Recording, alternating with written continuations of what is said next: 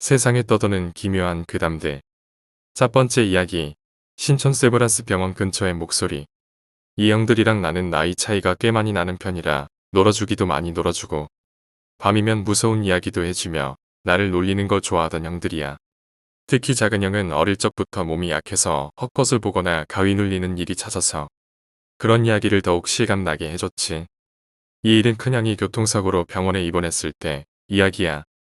큰형은 작은형과 4살 차이가 나고 나랑은 8살 차이가 나 둘은 친형제이고 형네 집은 가정 상황이 좋은 편이 아니라 큰형은 대학을 포기하고 일찌감치 사회생활을 하며 작은형의 뒷바라지를 해줬어. 작은형은 순수 미술을 하는 터라 돈이 굉장히 많이 들었거든.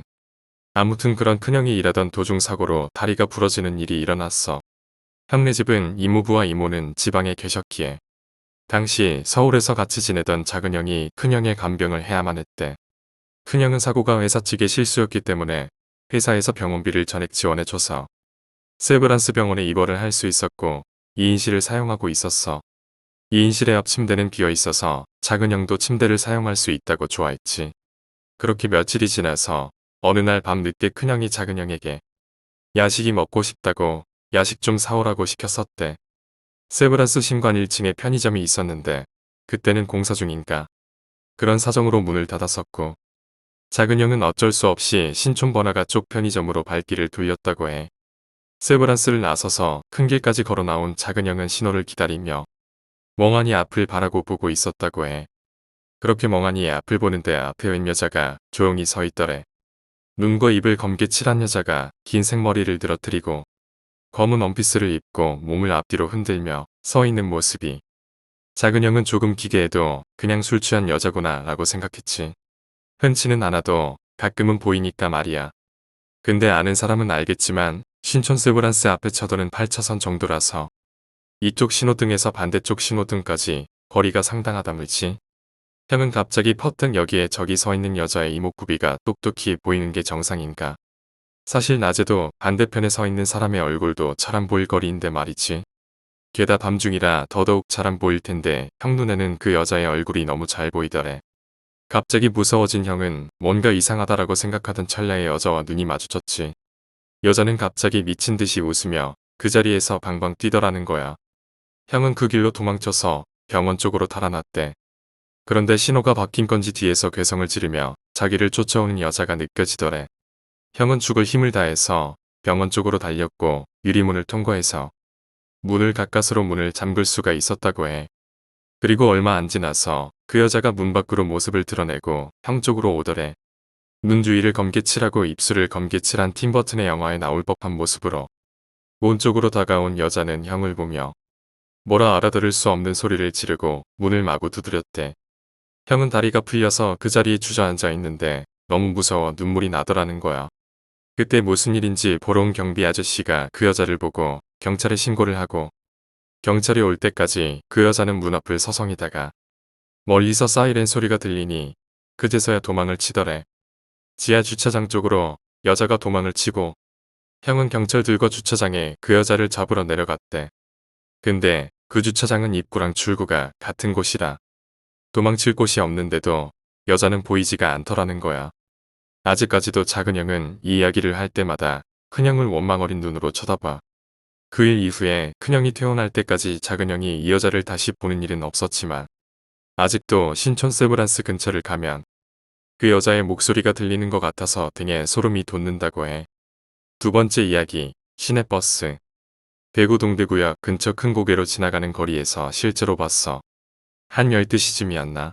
친구놈이 술 마시고 좀 데려와 달라고 부탁해서 투덜투덜거리면서도 어쩔 수 없이 데려다 주려고 차를 몰고 갔지. 이상하게 보통 평일 밤 시간대라도 근처 동대구역 때문에 지나가는 차는 많기 마련인데 큰 사거리 지나면서도 한 개도 안 보였어. 이상하다 싶기도 하고 꽤나 섬찟한 게 안 좋기도 하고 차를 몰고 가다 분위기를 타서인지 길을 잃어버렸지. 분명히 큰 고개를 지나기 직전의 거리인 것은 확실한데 모르겠어. 모르는 거리였던 것으로 기억해. 그렇게 무작정 몰고 가던 중에 저 멀리 버스 하나가 보였어. 그냥 시내버스였고 번호는 기억이 안 나. 근데 버스 옆에 서서 가다 힐끗 봤는데 사람이 많았어. 거의 빽빽하게 말이지. 막차라 그런가 싶어서 별로 대수롭지 않게 생각했는데 아무리 생각해도 그때 시간이 1시가 다 되어가는 시간이었는데 절대로 버스가 다니는 시간이 아니라는 게 문득 들었어. 이상하다 생각 들기도 하고 꺼림칙해서 다음 신호에서 버스 먼저 보내주다가 문득 버스 뒤쪽에 도착지 나오는 전광판을 봤어. 차고지행이라고 적혀 있었지. 그때 소름이 돋았어. 하도 어이가 없어서 신호 바뀌는 와중에도 차는 출발하지 못하고 그걸 계속 보다가 누가 크락션을 뒤에서 빵 하고 누르길래 깜짝 놀랐어. 놀래서 뒤로 돌아보는데 그때만 해도 안 보이던 차들이 내 뒤로 줄지어 있었지. 이게 대체 무슨 일인가 싶어서 앞을 다시 보니까 방금 전까지만 해도 아무도 없었던 사거리에 차들이 쌩쌩 달리는 거야. 진짜 기묘했어. 대체 그 버스는 뭐였을까? 그리고 만약 내가 그 버스랑 끝까지 따라갔으면 무슨 일이 벌어졌을까? 세 번째 이야기, 어부. 우리 엄마가 엄마의 할아버지에게 들은 이야기이다. 외할머니의 친정은 어선 선주였다고 한다. 그래서 엄마의 할아버지가 종종 할머니께 이야기를 많이 해주셨다고 한다.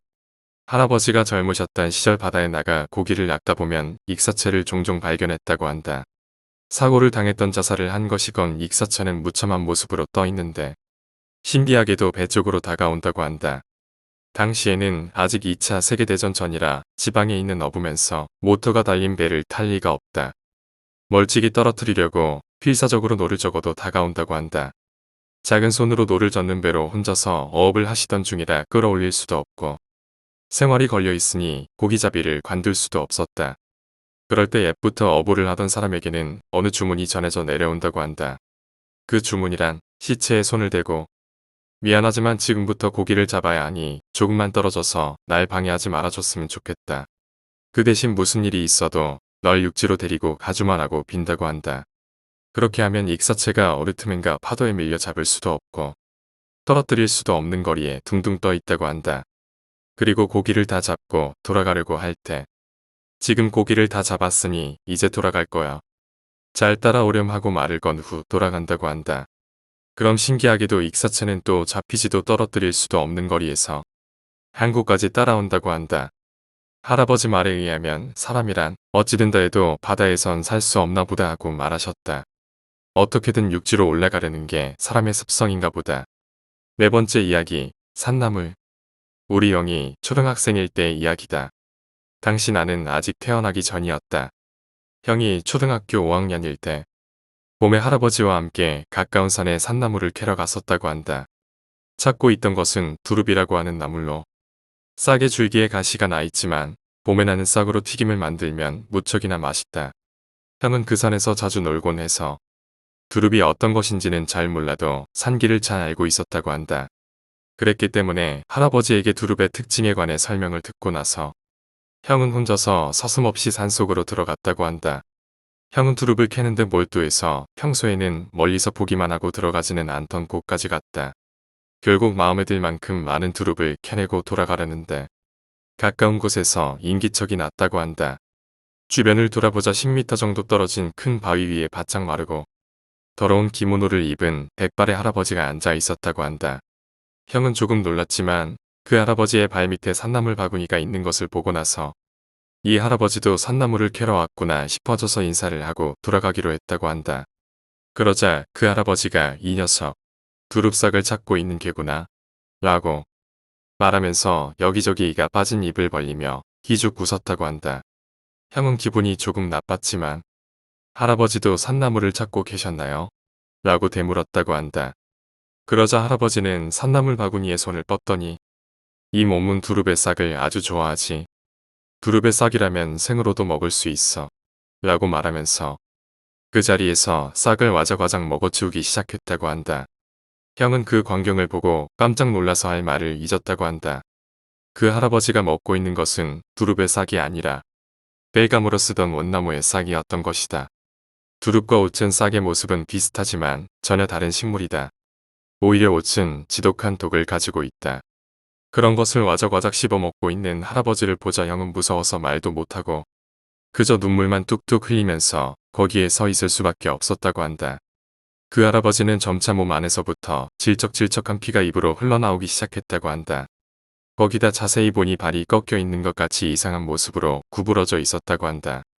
이건 양보하지 않을 거야. 이 근처에서 먹을 수 있는 건 이미 다 먹어버렸다고.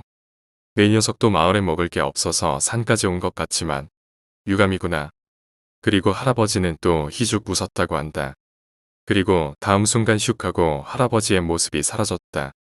형은 그 후 울면서 산을 달려내렸지만 어른들은 누구 하나 그 이야기를 믿어주지 않았다고 한다. 아무도 자기 말을 믿어주지 않아 형은 혼자서 시무룩해 있었다고 한다. 그런데 그때 동네의 이장님이 동네에 내려오는 옛날 이야기를 알려주셨다고 한다. 내가 갔던 산은 옛날 노인들을 버리는 산이었단다. 게다가 기근 때마다 사람 수를 줄이기 위해 노인들을 산으로 보냈지. 수많은 사람들이 저기에서 먹을 것을 찾으며 죽어갔단다. 버림받은 노인들은 먹을 수 있는 것이라면 무엇이라도 입에 넣었겠지. 내가 봤던 건 그 사람들 중 한 명일지도 모르겠구나. 이장님은 옛날 이야기는 다들 모르니까 다른 사람한테는 이야기하지 말거라 하고 형에게 약속을 받았다고 한다.